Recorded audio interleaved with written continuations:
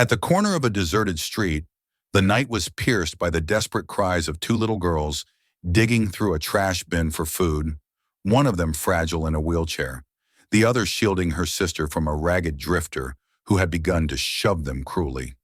Just as his hand reached for the girls, a German shepherd thundered forward, barking with fury, scattering the man into the shadows. Moments later, a former soldier stepped out of the darkness, his eyes locking on the twins as if fate itself had dragged him to that very spot. He did not yet know it, but what he chose to do in that instant would change not only their lives, but his own forever. Before we begin the story, leave a comment below and let me know which city you are watching from. Now let us follow this journey of tears, courage, and unexpected redemption. The night had settled heavy over the outskirts of Portland, Oregon, where the city's lights bled faintly into the horizon, but failed to warm the lonely corners of forgotten streets.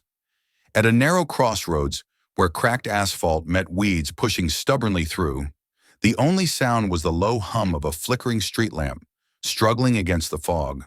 The damp air carried the faint odor of gasoline, rust, and refuse from overflowing bins, tucked into the shadows of abandoned storefronts. It was here that fate arranged its cruel encounter, and it was here that a story of despair and redemption would begin. Michael Grayson walked with the steady gait of a man who had marched too many miles in boots heavier than his heart could bear. At 38, he looked older than his years, not from lack of strength, but from the weight of memories that clung to his broad shoulders. His frame was still muscular, honed from years as a Marine in Afghanistan, but his face bore the quiet erosion of grief. Short brown hair streaked with gray at the temples, eyes as dark as storm clouds, and a jawline that clenched more often than it smiled. He carried himself with the discipline of a soldier, but his heart was fractured by the loss of a daughter who had slipped away to a heart condition years ago. Every night since, he had walked these streets with his only companion, not to seek trouble, but because silence at home felt like a suffocating grave. That companion was Ranger, a German shepherd with black and tan fur, his body powerful, his stride purposeful, and his amber eyes keen as if he carried centuries of instinct behind them. Ranger had once been a K-9 deployed overseas, trained to detect explosives and to track the lost.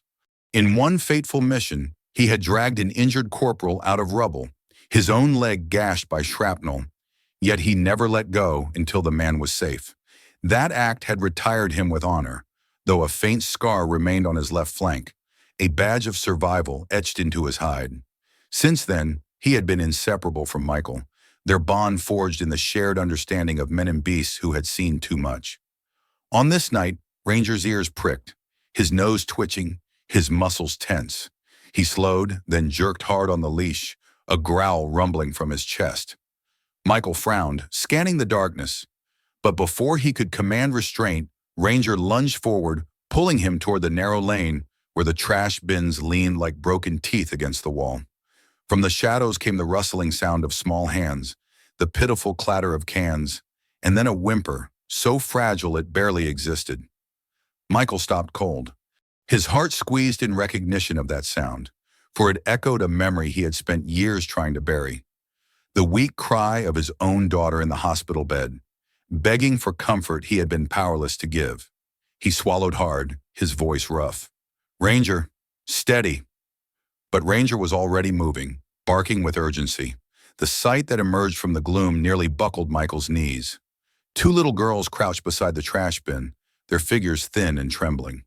The older of the two, or perhaps simply the more guarded, had wild brown hair tangled into knots, her dress stained with dirt and frayed at the hem. Her arms, though small, were wrapped fiercely around a frail sister seated in a battered wheelchair. The younger's legs were thin, twisted beneath a blanket too short to cover her ankles, her pale face streaked with grime.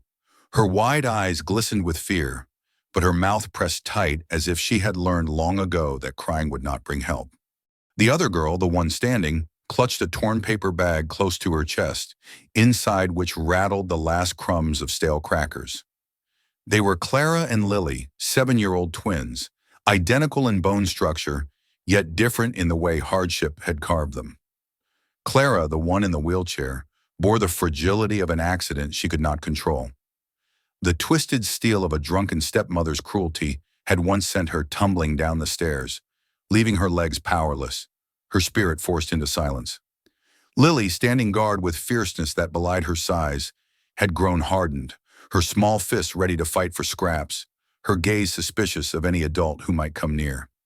In that moment, before Michael could approach, a shadowy figure staggered from the corner. The stench of cheap liquor announced him before his presence did. A ragged drifter with a filthy coat, his beard matted, his eyes bloodshot and hungry. He saw the bag in Lily's arms and sneered, teeth yellow and crooked. "What's this, little rats digging through my stash?" he slurred, lunging forward. Lily squealed but did not let go. The man shoved Clara's wheelchair aside so hard that its rusty wheel struck the curb, tilting her nearly onto the ground. Her cry pierced the night, high and panicked, as she clung to the armrest. Lily tried to shield her, but the man ripped the bag from her hands, scattering crumbs across the asphalt. "Thieves!" he spat, stuffing the crumbs into his mouth. "Street vermin!" Ranger roared into action, a thunderous bark erupting from his chest. He lunged, teeth bared, the leash snapping taut in Michael's hands. The drifter cursed, stumbling backward as the German shepherd advanced, his amber eyes blazing, each bark a warning of primal power. The man tripped over his own feet and fled into the dark, his curses dissolving into the hum of traffic. Silence followed, heavy, broken only by Clara's sobs. Michael dropped to his knees, hands trembling, his breath ragged as he stared at the two girls. Lily clutched the armrest of Clara's chair, her chest heaving, her eyes locked on him with a mixture of fear and defiance. "Don't come closer," she hissed, her small body shaking. Ranger stopped at Michael's side, panting, but his gaze softened, ears angled forward as if he too recognized that the true battle here was not against the drifter, but against the wound carved into these children's hearts. Michael's voice was low, gentle, the same voice he had once used to calm his daughter during her hospital stays. "It's all right. He's gone now. You're safe." But the words seemed foreign to the girls, as though safety was a myth they could not afford to believe in. Clara's lips quivered, her voice emerging weak, each syllable torn from a throat choked by fear and hunger. "Please, don't send us back. They'll kill us." Michael froze, the blood draining from his face. The world tilted. His mind flooded with questions. Back where? Who would kill them? What kind of nightmare had pushed two children into this alley, scavenging for crumbs like stray animals? His hands shook as he reached instinctively for the wheelchair, but Lily slapped it away, her glare sharp as a blade. "You don't understand," she cried, her voice breaking. "If they find us, we're dead." Michael stared into her eyes, and in their depths, he saw a mirror of his own grief, of a child forced to grow up too soon, carrying burdens too heavy for such small shoulders. His throat tightened. Ranger pressed his head against Clara's arm, the great dog's warmth a silent vow of protection. For a long moment, no one moved. The crossroads wrapped in silence, the fog curling like ghostly fingers around the lamppost. And then Michael whispered, not to them, but to himself, to the memory of the little girl he had lost. "Not again. I won't walk away this time." The drive back from the crossroads was heavy with silence. Michael Grayson sat stiffly behind the wheel of his weathered Ford pickup, the same truck that had carried lumber, supplies, and sometimes memories too heavy to bear. The engine hummed as headlights carved a thin path through the night, but inside the cab the air was taut, as if the world itself was holding its breath. Beside him, Ranger sat upright, ears sharp, eyes alert, still restless after the earlier encounter. In the back seat, two small figures huddled together. Lily pressed close to her twin, clutching the handle of Clara's wheelchair to steady it whenever the truck hit a bump. Clara's eyes fluttered, exhaustion etched into her pale face. The dim interior light revealed the thin outline of her arms, too frail for a child of 7, and the dirt caked along her cheeks where tears had dried. Lily, though trembling, fixed her gaze on Michael through the rearview mirror whenever she thought he wasn't looking. Suspicion burned there, sharp, protective, but also mixed with the faintest flicker of hope she didn't dare to let grow. Michael's house stood at the edge of the city, where tidy suburbs gave way to fields stretching toward the distant Cascade foothills. It was a modest two-story built decades ago, its clapboard siding once white, but now dulled to cream by time, its porch sagging slightly from years of rain and neglect. What had once been a lively home filled with his daughter's laughter had become a mausoleum of silence. The curtains were often drawn, the dining table perpetually set for three, though only two seats were ever filled, and the garden had grown wild where Emily once tended roses. As Michael pulled into the driveway, his chest tightened. Bringing the twins here without a word to Emily was reckless, he knew that, but something inside him refused to abandon them back at that crossroads. Emily Grayson stood at the window when the headlights swept across the front yard. At 35, she was still beautiful in a quiet, understated way. Long chestnut hair often tied back, a graceful figure now worn thin from grief, and eyes of hazel that once sparkled, but now seemed washed in perpetual dusk. Since their daughter's death, Emily had withdrawn into herself, her voice softening into murmurs, her smile vanishing into memory. Tonight, when she saw Michael lifting two strange girls out of the truck, her heart seized. She met them at the door, her voice breaking before words could form. "Michael, what have you done?" Michael's boots echoed on the wooden floor as he wheeled Clara into the living room, Lily trailing close, clutching a ragged bag that sagged with empty bottles and a threadbare blanket. Emily's gaze darted from the wheelchair to the girl's hollow cheeks to Lily's wide, defiant eyes. Anger flared, fueled not by cruelty, but by fear. "They're strangers," she cried, her voice trembling. "You can't just replace our daughter with—" She stopped, choking on the words as grief and fury tangled inside her. Lily stepped forward, placing herself between Emily and her sister. Her thin frame quivered, but her voice rang sharp. "We'll leave if you don't want us," she said, every syllable etched with pride that barely concealed desperation.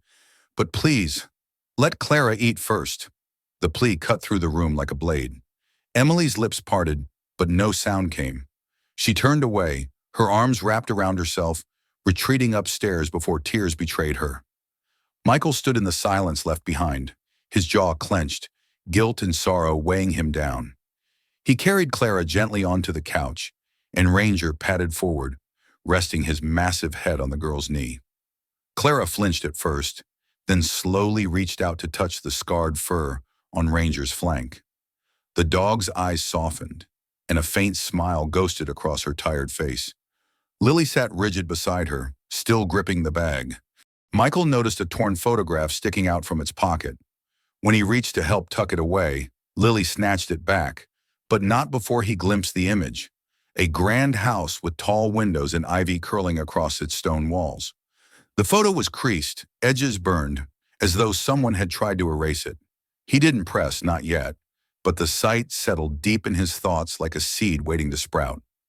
Meanwhile, across the city, Rebecca Carter sat in the polished dining room of her late husband's mansion.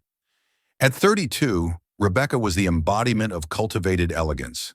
Slim figure draped in a silk dress, black hair coiled in a chignon, skin pale as porcelain but eyes sharp as obsidian. She had entered Robert Carter's life as a young widow, her charm and wit intoxicating to a man still grieving his wife's death. But behind her poised smile lay a calculating mind, one sharpened by years of clawing her way through social ranks. She had never wanted Robert's children, Sophie, Clara, and Lily, to remain in her care. They were reminders of the woman she could never surpass. When Robert died suddenly in a car crash, Rebecca saw an opportunity. The children were obstacles, not heirs. Across from her sat a man in his 40s, dressed in a gray suit that had seen better days. His name was Victor Ortega, a lawyer known in hushed circles for his ability to make inconvenient details vanish for a price. His hair was peppered with gray, his round glasses slipping down the bridge of his nose, and his smile was one of habit rather than sincerity. Years earlier, he had been disbarred briefly for tampering with evidence, but had managed to claw his way back through connections and favors. Tonight, his briefcase sat open, documents neatly stacked, each page a silent promise of corruption. "Mrs. Carter," he said, voice smooth as oil, "you've already signed the guardianship transfer when the twins disappeared from your estate. What we need now is to finalize the inheritance. If their names are removed from the registry entirely, the Carter holdings become yours alone." No questions asked, Rebecca's lips curved into a thin smile. Do it quickly. I don't want to hear their names again." Ortega's eyes gleamed with greed. "It will be as if they never existed." Back in the Grayson house, Michael fetched bread and a bowl of soup, left over from his own sparse dinner. He placed it gently on the coffee table. Lily hesitated, her eyes darting toward the staircase where Emily had vanished, as though expecting the food to be snatched away. Clara looked at her sister, then at Ranger, who nudged the bowl closer with his nose. Slowly, carefully, Lily broke the bread into pieces and fed them to Clara first, whispering, "Eat. You need it more." Michael sat silently, watching the scene unfold, memories tugging him backward to nights when his own daughter, too frail to lift a spoon, had been fed just the same way. His heart ached with a familiar wound, but mingled now with something else. A fragile hope that perhaps this encounter was not coincidence, but providence. Later, when the house grew still, Michael walked past the couch where the girls had fallen asleep. Clara curled beneath Ranger's protective watch, Lily clutching the ragged bag like armor.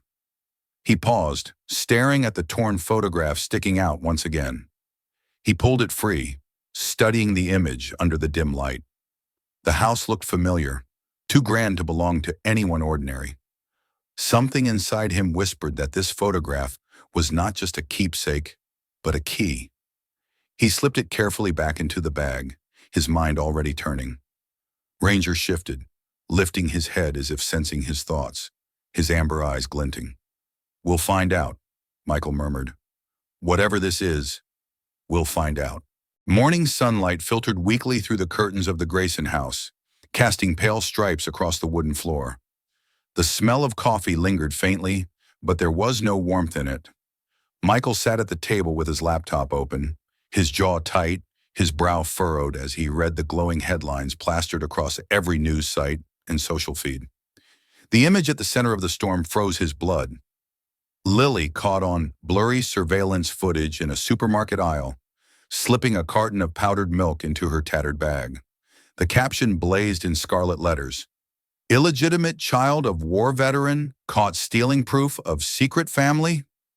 Beneath it, comment threads swarmed like vultures. Some jeered, others speculated about scandal, but most simply condemned. Another hero exposed as a liar. If he can't take care of his own, why trust him at all?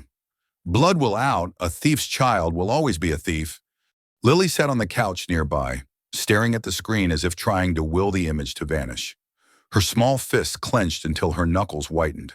Clara sat beside her in her wheelchair, hands trembling as she held her sister's arm, whispering comfort too fragile to erase the hurt. Michael's gut twisted. He knew the footage was fabricated. Lily hadn't left the house except under his watch. Yet the image was too convincing, too perfectly damning. His phone buzzed. He didn't need to look at the caller ID to know it was someone from his past. He answered anyway. A gruff voice came through, lined with disbelief and disappointment. "Mike, it's Henderson. Some of the guys saw the video. They're asking questions. Did you really bring strays into your house and try to pass them off as your own? People are saying, you've got secrets, brother.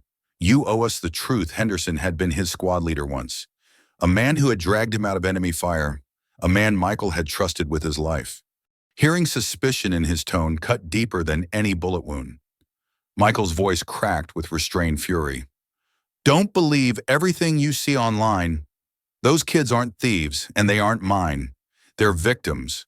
But Henderson's pause told him the damage was done. "Then you better prove it, Mike. Because right now, it doesn't look good." The line went dead. Meanwhile, across town, in a sterile office hidden behind tinted windows, Rebecca Carter reclined in a leather chair, a glass of red wine poised in her manicured fingers, though the sun was barely up. Her silk blouse gleamed ivory against her pale skin, her dark eyes glittering with triumph as she watched the viral video loop on her phone. Beside her stood the so-called supermarket security guard, a broad-shouldered man in his early 40s with thinning blonde hair, a crooked nose broken long ago in a bar fight, and the hollow eyes of someone who had long since given up on honest work. His name was Darren Briggs, once a security officer until he was fired for extortion. Now he worked for whoever paid him. Rebecca's voice dripped with satisfaction. "Well done, Darren.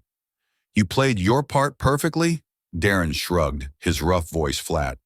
Did what you asked. Camera doesn't lie if you control the angle. He pocketed the envelope she slid across the desk, thick with cash. Darren was not malicious by nature. He had once been a father who worked double shifts to support a sick child.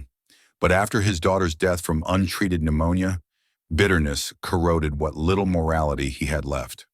Money had become his only anchor. Rebecca knew his type well and exploited it ruthlessly. At the other end of the polished table sat Victor Ortega, papers spread before him, his round glasses catching the light. He held up a freshly stamped document with the calm pride of a craftsman. Here it is. An affidavit confirming that Michael Grayson has taken in children he has no legal claim to. With the video circulating, this paper cements the narrative. He's hiding illegitimate offspring. The court will have no choice but to investigate. Ortega's smile widened, but his eyes betrayed a flicker of nerves. He had built a career on bending truth, yet he knew that lies, once unleashed, had a way of devouring even those who fed them. Rebecca leaned forward, her voice sharp. Make sure it spreads. I don't care what it costs, Ortega nodded, tucking the forged papers into his case. Back at the Grayson house, Emily descended the stairs, her face pale, lips pressed into a hard line. She had heard whispers of the scandal already from neighbors who sent hushed messages. Her eyes flicked to Lily, then to Michael, full of unspoken accusations.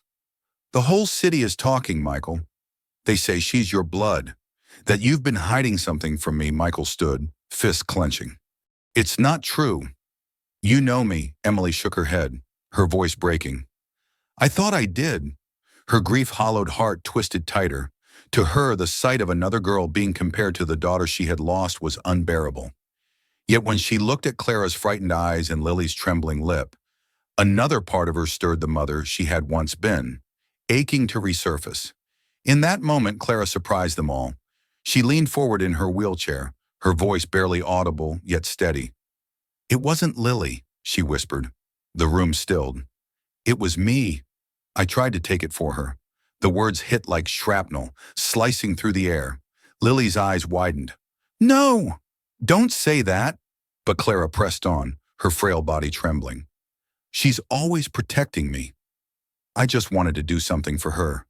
I thought if I could get the milk, she wouldn't cry so much. Tears spilled down her cheeks as she spoke, her confession both heartbreaking and heroic. Michael's breath caught. The weight of such sacrifice from a child so young tore at him, shaming every adult who had failed her. But as he stared at the video again, his gut twisted with doubt. The footage clearly showed Lily, not Clara, which meant one of two things. Clara was lying to protect her sister, or someone had twisted the truth in a way neither child understood.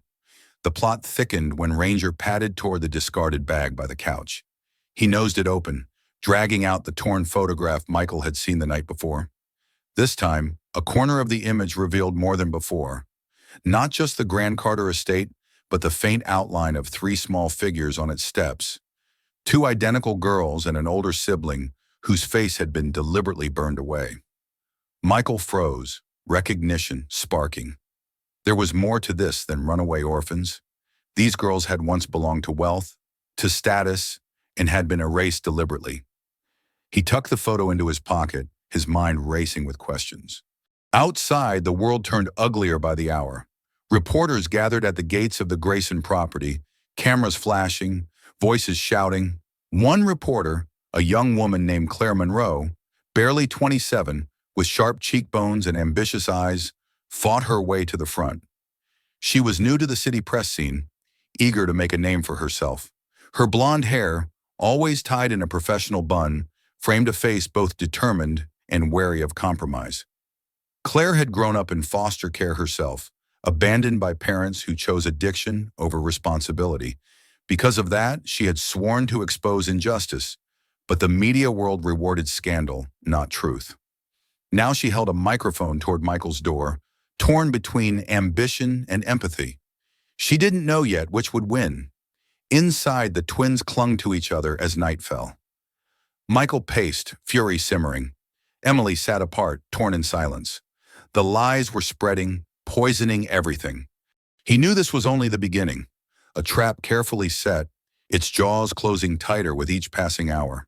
The courthouse loomed against a sky the color of slate, its gray columns and heavy stone steps giving the impression of a fortress designed not for truth, but for endurance. Crowds had already gathered on the wide plaza outside, their voices rising in a storm of speculation as reporters shouted into cameras. Microphones thrust forward like weapons of accusation. Police officers in navy uniforms struggled to maintain order, their batons tapping the marble steps in warning. Among the sea of faces stood protesters carrying hand-painted signs, "Veteran or villain," and "Protect the children."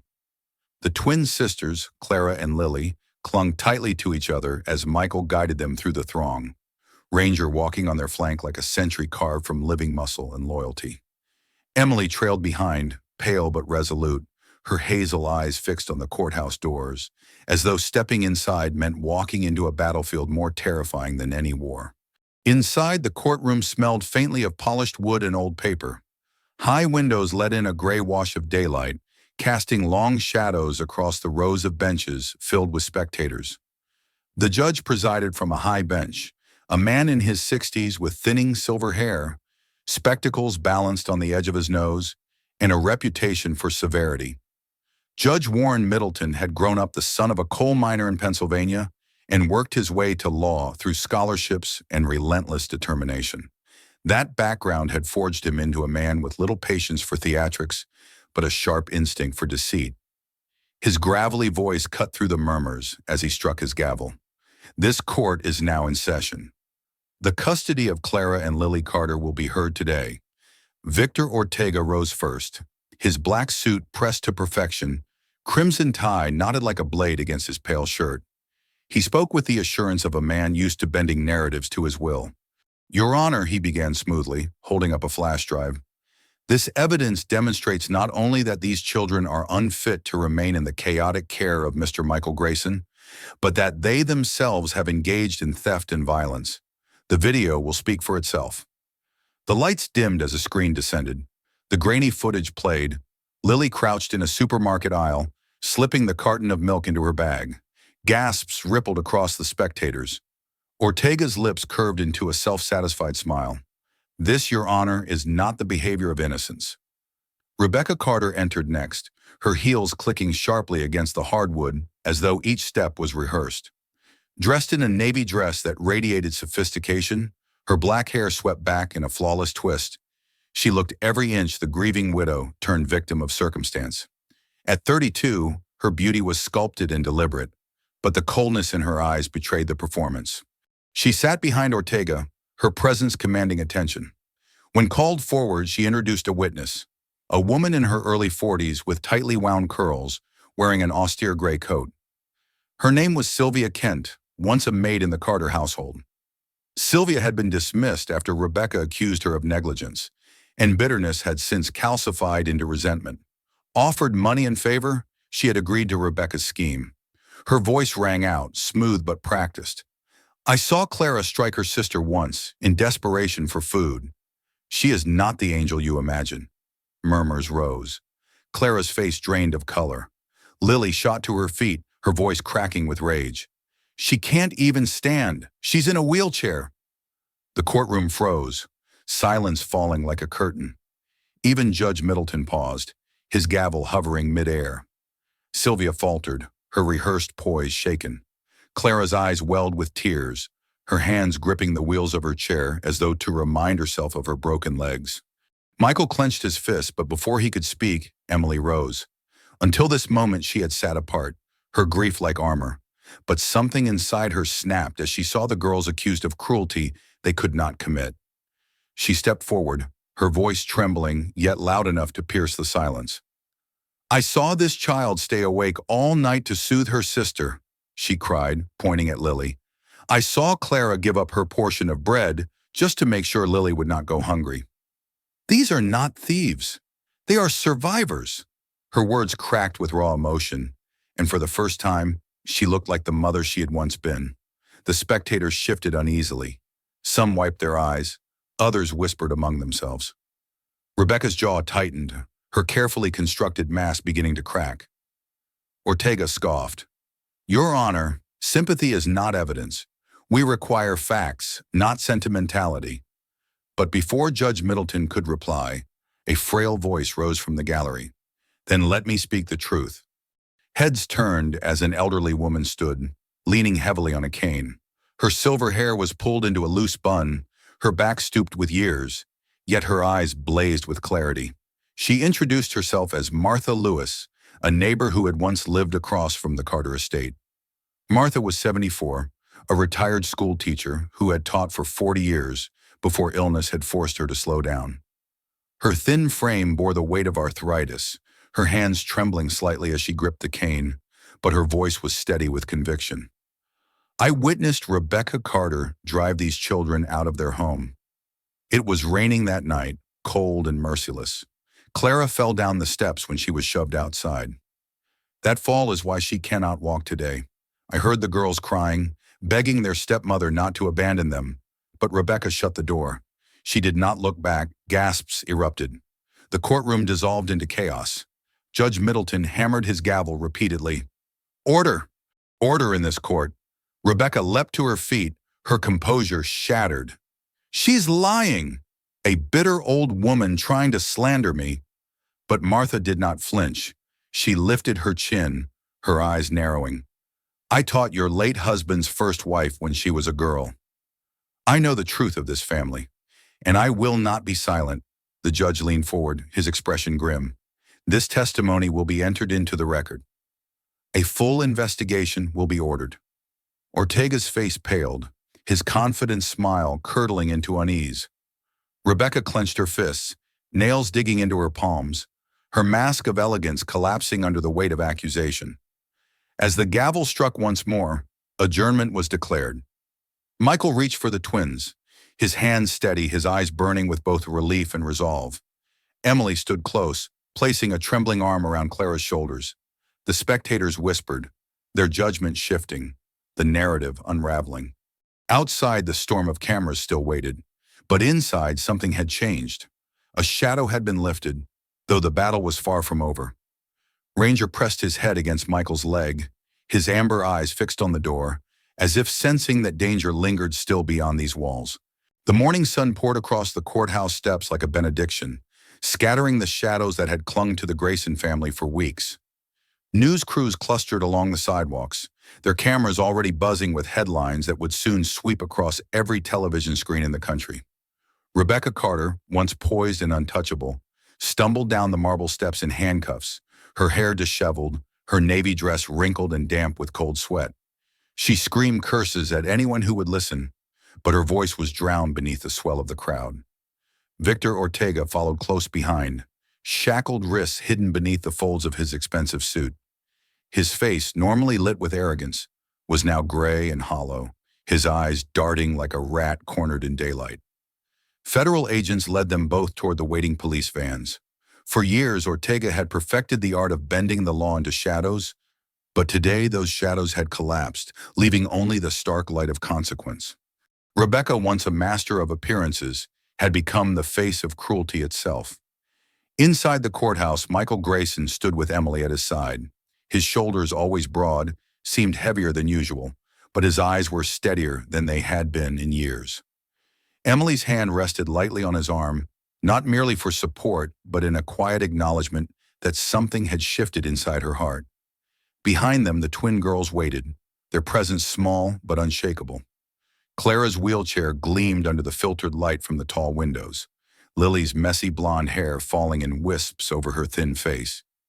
Ranger sat beside them, alert and loyal, his amber eyes locked on every movement in the room, as though he understood that their fate was being sealed not just in law, but in love. The judge's ruling was read with deliberate gravity. Effective immediately, Judge Middleton declared, his gavel striking once. Custody of Clara and Lily Carter is awarded to Michael and Emily Grayson. Let it be entered into record that this court recognizes the acts of cruelty committed against these children by their former guardian, Rebecca Carter, and finds no grounds to remove them from the Grayson household. Relief swept through the courtroom like a wave. Clara let out a breath she didn't know she had been holding. Lily squeezed her sister's hand so tightly that her knuckles turned white. and Ranger gave a low bark that echoed through the chamber, drawing a few surprised laughs. In the days that followed, the Grayson home began to change. The once quiet house, haunted by silence since the death of Michael and Emily's daughter, now pulsed with new life. Children's laughter spilled down the hallways, and Ranger's paws clicked across the hardwood floors as he patrolled his new family.